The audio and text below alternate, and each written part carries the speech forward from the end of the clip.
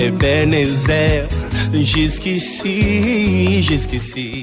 Vous suivez la fréquence communautaire, la radio-télévision Ebenezer, la 89.6. Merci Jésus. Je peux dire Ebenezer parce que jusqu'ici tu m'as secouru. Un jour pendant que j'étais abattu, je disais Seigneur, tu m'as laissé. Alexis Dounia, 30 ans de journalisme, 15 ans comme président de l'INPC et 20 fois arrêté. C'est l'émission L'homme de l'histoire de ce soir à 20h30 sur la radio-télévision Ebenezer. Ma dernière arrestation, c'était vraiment la troisième. C'était suite à un article qui dénonçait les pratiques, n'est-ce pas, du médecin directeur de la clinique de Bukavu.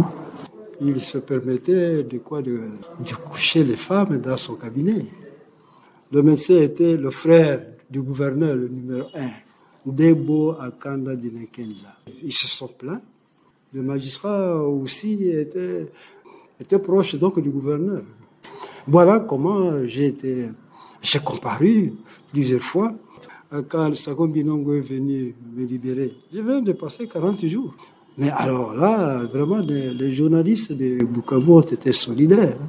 Ils m'ont défendu. Et d'ailleurs, j'avais été qualifié de victime de la vérité.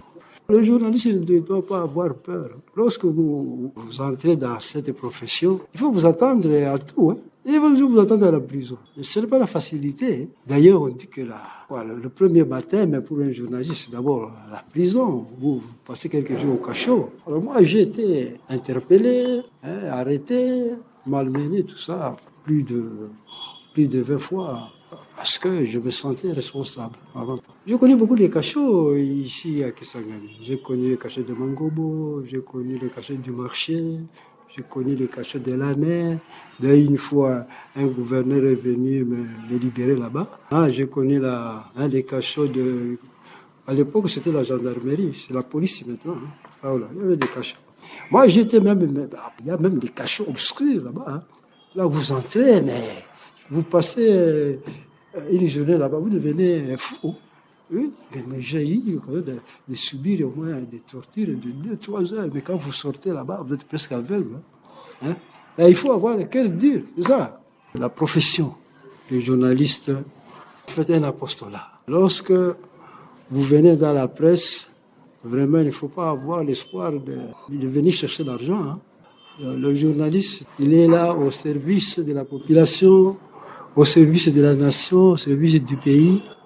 Donc, vous êtes là pour transmettre les informations utiles à la nation, pas n'importe quoi. C'est un service, en tout cas, que vous le faites avec dévouement. Si vous voulez être riche, il ne faut pas venir chercher l'argent à la presse.